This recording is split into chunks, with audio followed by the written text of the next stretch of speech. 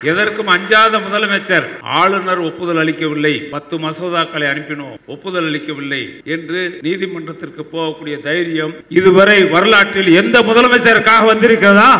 இந்த கேள்விக்கு மட்டும் கேளுங்க. 2016 திராவிட முன்னேற்ற கழகம் 100 இடங்களில் வெற்றி பெற்றது. கொஞ்சம் அதில் நம்ம ஆட்சி அமைக்க முடியாமல் போச்சு. எல்லாரும் எங்கிட்ட வந்து 40 எம்எல்ஏ வரும், 50 எம்எல்ஏ வரும், நீங்க ஆட்சி அமைச்சுங்கன்னாரு. ஆனால் நம் முதல்வர் தளபதியார் அவர்கள் சொன்னார்கள், கொள்ளைப்புற வழியாக சென்று நான் ஆட்சி அமைக்க விரும்பவில்லை, மக்களின் வாக்குகளை பெற்றுத்தான் ஆட்சி அமைப்பேன் என்று ஆட்சி கொண்டவர். இப்ப இருக்க எதிர்கட்சி தலைவர் மாதிரி ஏதோ ஒருத்தவங்க இறந்தவொன்னா காலில் விழுந்து ஆட்சி கொள்ள, நம்ம முதலமைச்சர் மக்களுடைய வாக்குகளை பெற்று ஆட்சிக்கு வந்தார்கள். இன்னைக்கு அதிமுக எந்த முகத்தை வச்சு வர முடியும்? அவர்கள் என்ன செய்தார்கள் இந்த நாட்டிற்கு? ஒன்றும் செய்யலை. இன்னைக்கு எப்படியாவது அந்த சின்னத்தை வச்சு ஓட்டு வாங்கிக்கலாம்னு வர்றாங்க. சின்னமெல்லாம் மறந்து போச்சு. மக்கள்கிட்ட வந்து எங்களுக்கு தெரிய கிராமங்களிலே ரெட்டலை சின்னம் என்பது மறைந்து வருகிறது. நகரத்தில் வேலையே கிடையாது. ஆக அந்த அளவிற்கு சின்னத்திற்கு வேலை இல்லை.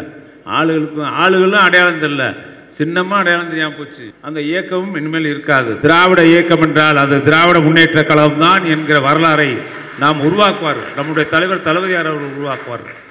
இதுவரைக்கும் தமிழ்நாட்டினுடைய அரசியல் வரலாற்றிலேயே எண்ணி பார்க்க முடியாத மக்களுக்காக ஒரு ஆட்சி நடத்துகின்ற ஒரே முதலமைச்சர் மக்களின் முதல்வர் தளபதியார் அவர்கள். அவர்கள் பேசுகின்ற பொழுது சொன்னார்கள்,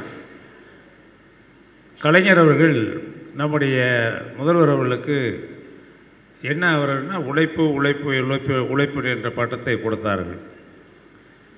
இப்போது இந்தியாவே திரும்பி பார்க்கின்ற முதல்வராக இருப்பதாக நம்முடைய நக்கீரன் கோபால் அவர்கள் இங்கே சொன்னார்கள், சுட்டி காட்டினார்கள். அது எல்முனை அளவு சந்தேகமில்லை. உழைப்பில் மட்டுமல்லாமல் 24 மணி நேரமும் நம்முடைய அங்கே சொன்னாரே, ஒரு வேந்தருக்கு என்ன அழகு, அஞ்சாமை எல்லாத்தையும் சொன்னார், ஈகை எல்லாத்தையும் சொன்னார். மக்களுக்கு என்ன செய்யணும், நாளை காலையில் எழுந்திரிச்சா என்ன செய்யணும், மொழிக்கு என்ன செய்யணும், மாநிலத்திற்கு என்ன செய்யணும், மாநிலத்திற்கு என்ன செய்ய வேணும், மொழிக்கு என்ன செய்யணும், மக்களுக்கு என்ன செய்ய வேண்டும், நம்முடைய இயக்கத்தினுடைய தோழர்களுக்கு என்ன செய்ய வேண்டும், பெண்களுக்கு அதுவும் மகளிருக்கு என்ன செய்ய வேண்டும் என்று அனைத்து திட்டங்களை உருவாக்கி ஒரு தலை சிறந்த மாநிலமாக இன்றைக்கு உருவாகியிருக்கார். நான் சில ஒரு சம்பவங்களை சுட்டி காட்ட விரும்புகின்றேன். அவருடைய சாதனைகளை சொல்கின்ற பொழுது இங்கே சொன்னார்கள், சொல்லிக்கிட்டே இருக்கலாம், இன்றைக்கு இரவு முழுவதும் கூட சாதனை சொல்லலாம்.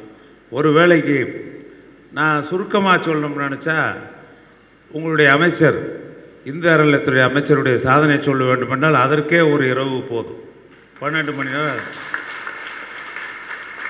சட்டமன்றத்தில் அவர் உரையாற்றுகின்ற பொழுது நான் கூட நினச்சி பார்க்குறேன். நான் கிட்டத்தட்ட நானும் ஒரு 6-7 சட்டமன்றத்தை பார்த்திருக்கிறேன். இந்து சமய அறநிலையத்துறை அமைச்சர்கள் நம்ம நினச்சிக்கிட்டு இருக்கோம், நம்முடைய முதலமைச்சர் தமிழ்நாட்டிலே இருக்கின்ற 7 கோடி 8 கோடி மக்களையும் தன் வசம் இழுத்திருக்கிறார்கள், வேறு எந்த முதலமைச்சரும் இருக்க முடியாது. அதைத்தான் ஆரம்பத்தில் சொன்னேன். அவர் செய்திருக்கின்ற சாதனைகள், அவர் செய்திருக்கின்ற நன்மைகள் அடித்தட்டில் இருக்கின்ற மக்களிலிருந்து அனைத்து மக்களுக்கும் கல்வியாக இருந்தாலும் சரி, அது என்ன திட்டமாக இருந்தாலும் சரி, மக்களுக்கு சென்றடைகிற நல்ல திட்டம். நீங்கள் வந்து ஒரு திட்டத்தை குறை சொல்ல முடியாது. மகளிர் உரிமை தொகை 1,15,00,000 பேர் கொடுத்துருக்காங்கன்னா எந்த குறையும் இல்லை, அவங்களுக்கு நேரம் போய் சேருது. எதை குறை சொல்ல முடியாது, எந்த திட்டமும் சேரவில்லை என்று சொல்ல முடியாது. 100க்கு 100 மக்களை சென்றடையக்கூடிய அந்த திட்டங்களை தீட்டிய ஒரே முதலமைச்சர் இந்தியாவிலே நம்முடைய முதல்வர் தளபதியார் அவர்கள். அதற்கு ஒரே ஒரு உதாரணம் சொல்கிறேன். நம்முடைய முத்தமிழறிஞர் கலைஞர் அவர்கள் வசதி படைத்தவர்கள் ஒரு வீட்டில் ஒரு தெருவில் இருந்துச்சுன்னா ஒரு 2 வீட்டில் டிவி இருக்கும். அப்போ பக்கத்தில் இருக்க ஒரு 10 வீட்டுக்கார பிள்ளையெல்லாம் போய் அந்த டிவி இருக்க வீட்டில் போய் உட்காந்து அந்த நாடகம் வர்றப்ப எது வருதோ அதெல்லாம் பார்க்குறதுக்கு உட்காந்துருப்பாங்க. பெண்களும் போய் உட்காந்துருப்பாங்க. ஆக ஏழை எளிய மக்களுக்கு டிவி இல்லாத காலத்தில் தமிழ்நாட்டில் இருக்கின்ற அத்தனை மக்களுக்கும் ஒட்டுமொத்த எத்தனை குடும்பம் இருக்கோ, எத்தனை கோடி மக்கள் இருக்காங்களோ அத்தனை குடும்பத்துக்கும் அன்றைக்கு டிவி வழங்கி ஒரு சிறப்பான சாதனையை நம்முடைய முதலமைச்சர் அவர்கள் முத்தமிழறிஞர் செய்தார்கள். அவர் வழியில் தான் இன்றைக்கு நம்முடைய முதல்வர் தளபதியார் அவர்கள் எந்த திட்டத்தை எடுத்தாலும் அந்த திட்டம் மக்களிடம் போய் சேர வேண்டும். அந்த திட்டம் ஏதோ திட்டம் போட்டோம் போச்சுங்கிறதெல்லாம் இல்லை. இப்போ கூட எங்களுக்கு வந்து கடந்த ஆண்டு இந்த ஊரக வளர்ச்சித்துறைக்கு 1 லட்சம் வீடு கொடுத்தாங்க, ஏழை எளிய மக்களுக்கு கட்டுக் கொடுக்கணும். இப்போ பார்த்தீங்கன்னா கிட்டத்தட்ட மே மாதம் 30ஆம் தேதி 1 லட்சம் வீடுகளும் கட்டி முடித்து திறப்பு விழா செய்யப்படக்கூடிய நிலைமைக்கு இன்றைக்கு கிராமங்களில் வந்திருக்கிறது. எந்த திட்டமும் ஒன்றும் எதுவுமே குறை இல்லை.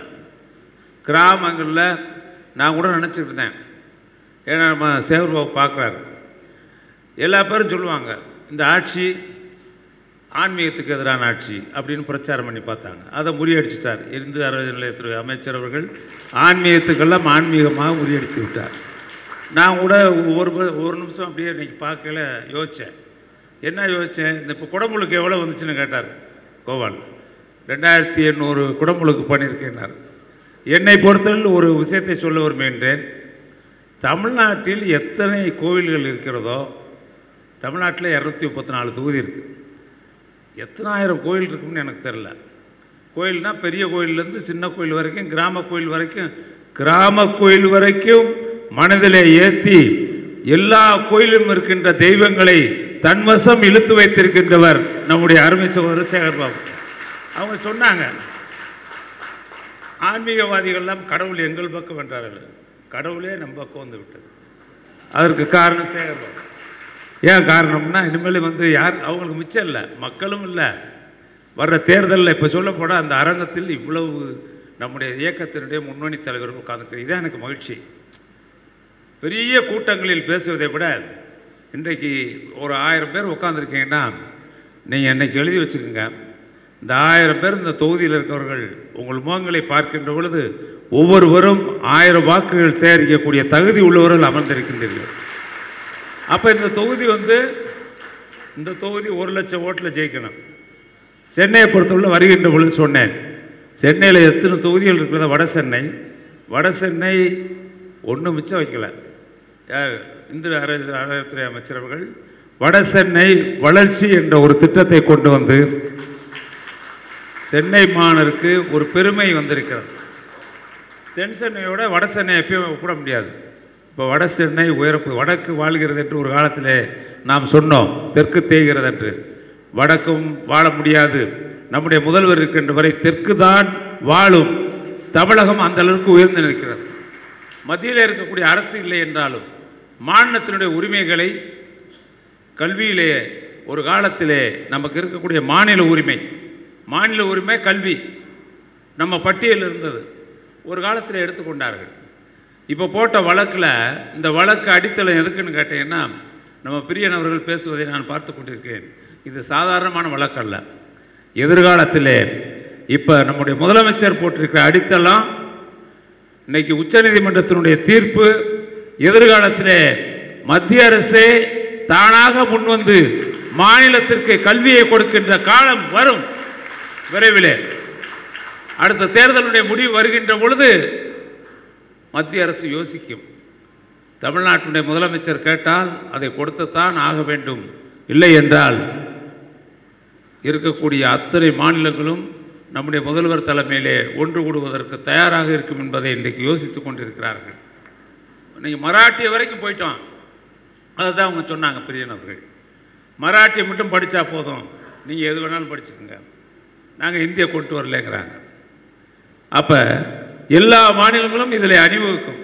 மாநிலத்தினுடைய உரிமையை எல்லா மாநிலத்திற்கும் சேர்த்து அந்த உரிமையை வாங்கி தரக்கூடிய ஒரே வீரமிக்க மண், வீரமிக்க முதலமைச்சர், அதுவும் எதற்கும் அஞ்சாத முதலமைச்சர். நான் ஒன்று கேட்குறேன், அஞ்சாத முதலமைச்சர்னு இதுவரைக்கும் ஆளுநர் ஒப்புதல் அளிக்கவில்லை, 10 மசோதாக்களை அனுப்பினோம், ஒப்புதல் அளிக்கவில்லை என்று நீதிமன்றத்திற்கு போகக்கூடிய தைரியம் இதுவரை வரலாற்றில் எந்த முதலமைச்சருக்காக வந்திருக்கிறதா? இந்த கேள்விக்கு மட்டும் கேளுங்க. ஒரு முதலமைச்சருக்கு இந்த நம்ம இந்த இதை போட வேண்டும் என்ற எண்ணம் வந்திருக்கிறதா? யாருமே போட்டதில்லை இதுவரைக்கும். அதுக்கு ஒன்றே ஒன்று, ஆனால் ஒரே ஒரு விஷயம் சொல்லிடுறேன். நம்முடைய முத்தமிழறிஞர் கலைஞர் அவர்கள் நுழைவுத் தேர்வை கொண்டு வந்த பொழுது, நீட் தேர்வுக்கு இப்போ வந்திருக்கு, நுழைவுத் தேர்வை கொண்டு வந்தார்கள். நுழைவுத் தேர்வு கொண்டு வந்த பொழுது கிராமத்திலே படிக்கின்ற மாணவர்கள் உயர்கல்வியை பெற முடியாது என்பதற்காக உச்சநீதிமன்றம் வரை தீர்ப்பை பெற்று நுழைவுத் தேர்வு வேண்டாம் என்ற தீர்ப்பை பெற்று தந்தவர் முத்தமிழறிஞர் கலைஞர். அவர் வழியிலே தான் உங்களுடைய பயணம் இருக்கிறது. தலைவர் எப்படியோ அப்படித்தான் நம்முடைய முதல்வர் அவர்களும். எதற்கும் அஞ்ச மாட்டார்கள், வெற்றி தோல்வியை பற்றி கவலைப்பட மாட்டார்கள், மக்களை சந்திப்பார்கள், வெற்றியை பெறுவார்கள். அதற்கு பல உதாரணங்கள் இருக்கிறது. 2016 உங்களுக்கு தெரியும், திராவிட முன்னேற்ற கழகம் 100 இடங்களில் வெற்றி பெற்றது. கொஞ்சம் இதில் நம்ம ஆட்சி அமைக்க முடியாமல் போச்சு. அன்றைக்கு இங்கே அமர்ந்திருக்கின்ற நம்ம அருமைச்சர் சேகர்பாபு அவர்களுக்கு தெரியும், எல்லாரும் என்கிட்ட வந்து 40 எம்எல்ஏ வரும், 50 எம்எல்ஏ வரும், நீங்கள் ஆட்சி அமைச்சுங்கன்னாரு. ஆனால் நம் முதல்வர் தளபதியார் அவர்கள் சொன்னார்கள், கொள்ளைப்புற வழியாக சென்று நான் ஆட்சி அமைக்க விரும்பவில்லை, மக்களின் வாக்குகளை பெற்றுத்தான் ஆட்சி அமைப்பேன் என்று ஆட்சி கொண்டவர். இப்போ இருக்க எதிர்கட்சி தலைவர் மாதிரி ஏதோ ஒருத்தவங்க இறந்தவுடனே காலில் விழுந்து ஆட்சி கொள்ள, நம்ம முதலமைச்சர் மக்களுடைய வாக்குகளை பெற்று ஆட்சிக்கு வந்தார்கள். இப்போ நம்ம லக்கு 200, சென்னையை பொறுத்தளவு 100க்கு 100ன்னு நினைக்கிறேன். அதைத்தான் நினைக்கிறேன், என்னுடைய மனதிலே போகிறது. காரணம், தொடாமுயற்சியாக போன தேர்தலுக்கு முன்னாடி என்ன வேகம், தேர்தலை சந்திப்பதற்காக எவ்வளவு வேகமாக இருந்தார்கள், பணியாற்றினார்கள் என்பதை நான் நன்றாக அறிவேன். சென்னையிலே அந்த வேகம் தேர்தலுக்கு முன்னாடி எப்பயுமே குறைஞ்சிடும், இப்போ நாங்களும் குறைஞ்சிருக்கு. ஆனால் அந்த வேகம் குறையாமல் இப்போ வரப்போகிற தேர்தலையும் சந்திக்க போகிற ஒரு மாவட்டமாக சென்னை மாவட்டம் அமைந்திருப்பதை பார்க்கின்ற பொழுது மகிழ்ச்சியாக இருக்கிறது. நான் பாராட்டுகிறேன். பொறாமப்படக்கூடாது, அடுத்தவங்களை பார்த்து பொறாமப்படக்கூடாது, போட்டி தான் போடணும். அந்த போட்டி போட்டு நாம் பணியாற்ற வேண்டும். போட்டி போட்டு பணியாற்றினால் நிர்வாகிகளுக்கு எல்லா இடமும் நம்மளை தேடி வரும், கண்டிப்பாக தேடி வரும். ஏன்னா தேர்தலில் எல்லாரும் கேட்டாங்க, கடந்த தேர்தல் முடித்த பொழுது கூட எனக்கு அந்த தேர்தலே முதல் தேர்தலே கூட என்னை கேட்டாங்க, எவ்வளோ வாக்கு வரும். சும்மா ஒரு 60,000 வரும், 70,000 லீடிங் வரும்னு. அது 1,35,000 போச்சு. எதற்கு அதை சொல்கிறேன் என்றால், முயற்சி வந்து இங்கே இருக்கக்கூடிய சென்னை மாநகரத்திலே நடக்கக்கூடிய கட்சியினுடைய பணிகள் என்பதை நான் பாராட்டுகிறேன். மிக சிறப்பாக இருக்கிறது. அரசினுடைய திட்டங்கள் மிக சிறப்பாக நிறைவேற்றப்படுகிறது. எந்த குறையும் இல்லை, எந்த மக்களுக்கும் எந்த குறையும் இல்லை. கழக தொண்டர்கள் நல்ல எல்லாரும் நீங்கள் வந்து வேகமாக இருக்கீங்க, அதை பார்க்கணும். உங்களுடைய முகத்தினுடைய மலர்ச்சியை பார்க்கின்ற பொழுது இன்னும் அடுத்த தேர்தல் அல்ல, இன்னும் நம்முடைய முதல்வர் தளபதியார் அவர்கள் 100 ஆண்டு வாழ்ந்து அதுவரை முதலமைச்சராக இருக்க வேண்டும். நிச்சயம் இருப்பார்கள். அவ்வளவு வேகமாக இருக்காங்க. காலையில் இருந்துட்டா எத்தனை நிகழ்ச்சிகள். சட்டசபைக்கு வர்றதுக்கு முன்னாடி 3 நிகழ்ச்சி. இவங்க விடமாட்டாங்க, யார் மாவட்ட செயலாளர் விடமாட்டாங்க, அமைச்சர்கள் தான். சட்டசபைக்கு வர்றதுக்கு முன்னாடி 2 நிகழ்ச்சி, அப்புறம் சட்டசபைக்கு வரணும் சாயந்தரம் 2 நிகழ்ச்சி.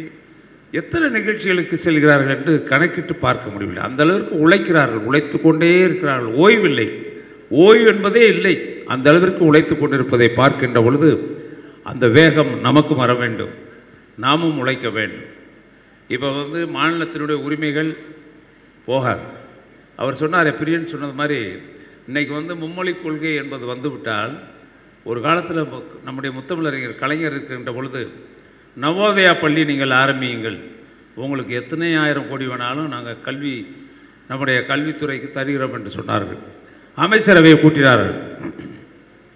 முதலமைச்சர் ஒவ்வொரு கருத்தையும் கேட்டாங்க. கேட்ட உடனே ஆளுக்கு ஒரு கருத்து நாங்களாம் சொன்னோம், நாங்களாம் ஒரு கருத்து சொன்னோம். எல்லா அமைச்சர்கிட்டையும் கேட்பாங்க. கேட்டு கடைசியாக அவர் சொன்னார், எத்தனை லட்சம் கோடி வந்தாலும் நவோதயா பள்ளி தமிழ்நாட்டிற்கு வரக்கூடாது, இந்தி இங்கே படிக்கிற நிலை வரவே கூடாது என்பதை முடிவு செய்தார்கள். அந்த நிலை தான் இன்றைக்கு இருக்கிறது. நாளைக்கு நம்ம பிள்ளைய பேரை எல்லா பேரும் என்ன பண்ணால் இந்தியில் படிக்கணும்னு மொழியை டிரான்ஸ்லேட் பண்ணிடுவான். இன்றைக்கி உலகம் முழுக்க தமிழ் மொழி செம்மாந்து இருக்கிறது, செம்மொழி. அந்த செம்மொழி அந்தஸ்தை பெற்று தந்த முத்தமிழறிஞர் கலைஞர் வளர்த்த இயக்கம் திராவிட முன்னேற்ற கழகம். எனவே தான் இன்றைக்கு நம்ம வந்து 2 மொழி கொள்கை தான். இணைப்பு மொழி ஆங்கிலம், தாய்மொழி தமிழ் தான் ஆட்சி மொழி. நம்ம பிரகடனப்படுத்துவோம். மத்திய அரசு இந்தியாவுடைய ஆட்சி மொழியாக 14 மாநில மொழிகளையும் மாற்ற வேண்டும். அதற்கு நம்முடைய முதல்வர்கள் கண்டிப்பாக தலைமையேற்பார்கள். எந்தெந்த மாநிலத்தில் அந்த தாய்மொழி பேசப்படுகின்றதோ அதெல்லாம் ஆட்சி மொழி தான். இந்தி எங்கே இருக்கிறது? 2 மாநிலத்திலே கூட இல்லை, 2-3 மாநிலத்தில் கூட முழுமையாக இந்தி இல்லை. இந்தி அழிந்து கொண்டு இருக்கிறது. தாய்மொழி தமிழ் உலகம் முழுக்க உயர்ந்திருக்கிறது. அப்படி இருக்கின்ற பொழுது மொழிக்கு ஆபத்து வரக்கூடாது, தாய்மொழியாம் தமிழுக்கு ஆபத்து வரக்கூடாது. இப்போ கூட நேற்று மருத்துவத்துறையிலே தமிழிலும் மருத்துவத்துறையிலே படிக்கலாம் என்று மாசு அவர்கள் இப்பொழுது டிரான்ஸ்லேட் பண்ணிக்கிட்டு இருக்காங்க. இதெல்லாம் எல்லாம் பாதி புஸ்தகம் டிரான்ஸ்லேட் பண்ணிட்டா ஒரு வருஷத்தில் அடுத்த வட்டம் ஆட்சிக்கு வந்தோன்னா கண்டிப்பாக தமிழில் மருத்துவ படிப்பு வந்து விடும் என்று நான் கருதுகின்றேன். இதையெல்லாம் திராவிட முன்னேற்ற கழகத்தை தவிர யாரும் செய்ய முடியாது. இன்னைக்கு அதிமுக எந்த முகத்தை வச்சு வந்து வர முடியும்? அவர்கள் என்ன செய்தார்கள் இந்த நாட்டிற்கு? ஒன்றும் செய்யலை. இன்றைக்கி எப்படியாவது அந்த சின்னத்தை வச்சு ஓட்டு வாங்கிக்கலாம்னு வர்றாங்க. சின்னமெல்லாம் மறந்து போச்சு. மக்கள்கிட்ட வந்து எங்களுக்கு தெரிய கிராமங்களிலே ரெட்டலை சின்னம் என்பது மறைந்து வருகிறது. நகரத்தில் வேலையே கிடையாது. ஆக அந்த அளவிற்கு சின்னத்திற்கு வேலை இல்லை. ஆளுகளும் அடையாளம் தெரியல, சின்னமாக அடையாளம் தெரியாமல் போச்சு. அந்த இயக்கமும் இனிமேல் இருக்காது. திராவிட இயக்கம் என்றால் அது திராவிட முன்னேற்ற கழகம் தான் என்கிற வரலாறை நாம் உருவாக்குவார்கள். நம்முடைய தலைவர் தளபதியார் அவர்கள் உருவாக்குவார்கள். ஏனென்றால் அவர் எடுக்க வைக்கின்ற ஒவ்வொரு அடியும் ஒவ்வொரு தேர்தலும் இன்றைக்கி 10-11 தேர்தல் ஜெயிச்சாச்சு.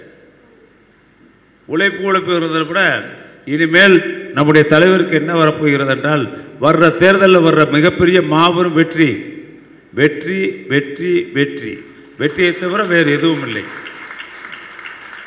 வெற்றி வெற்றி வெற்றி என்றால் அது தளபதி தான் என்கிற நிலை நாட்டில் உருவாகும். உழைப்பு உழைப்பு உழைப்பு என்று கலைஞர் சொன்னார். இனிமேல் வெற்றி வெற்றி வெற்றி தான், கடைசி வரைக்கும் வெற்றி தான். ஏன் காரணம் என்னன்னா, நம்முடைய இந்திர அறநிலையத்துறை அமைச்சரவர்கள் பக்கத்தில் வந்து முருகனை உட்கார வச்சுருக்காரு. இப்போ ஆன்மீகத்தில் சொன்னால் எல்லாம் வெற்றி உங்கள் பக்கம்தான். இருக்கக்கூடிய எல்லா தீமைகளையும் ஒழிக்கக்கூடிய அந்த வெற்றிவேல் உங்கள் கையில் இருக்கிறது. இனிமேல் யாரும் நம்மை எதிர்க்க முடியாது. காரணம், அறிவாயுதம் உங்கள் கையில் இருக்கிறது. திராவிட முன்னேற்ற கழகத்தின் கையில் அறிவாயுதம் இருக்கிறது, கொள்கை இருக்கிறது, லட்சியம் இருக்கிறது, கோட்பாடுகள் இருக்கிறது, நம்முடைய சாதனைகள் இருக்கிறது. சாதனைகளை சொல்லி வாக்கு கேட்டாலே இன்னும் 20 ஆண்டுகளுக்கு கேட்கலாம். அந்த அளவிற்கு நம்முடைய இயக்கம் உயர்ந்து நிற்கிறது. நம்மை பார்த்து யாரும் எதுவும் செய்ய முடியலை என்று கேட்க முடியாது. அந்த அளவிற்கு இன்றைக்கு மக்கள் மத்தியிலே மிகப்பெரிய செல்வாக்கையும் நன்மதிப்பையும் பெற்றிருப்பதற்கு காரணம் முதல்வருடைய உழைப்பு தான், உழைப்பு தான், உழைப்பு தான். இந்த இயக்கத்திற்கு கிடைத்திருக்கிற பெருமை எல்லாம் நம்முடைய முதல்வருக்கு தான் சாரும் என்பதை சொல்லி, உங்கள் அமைச்சரும் அதில் அவருக்கு பங்கு இருக்குங்கிறத சொல்லி நன்றி, வணக்கம்.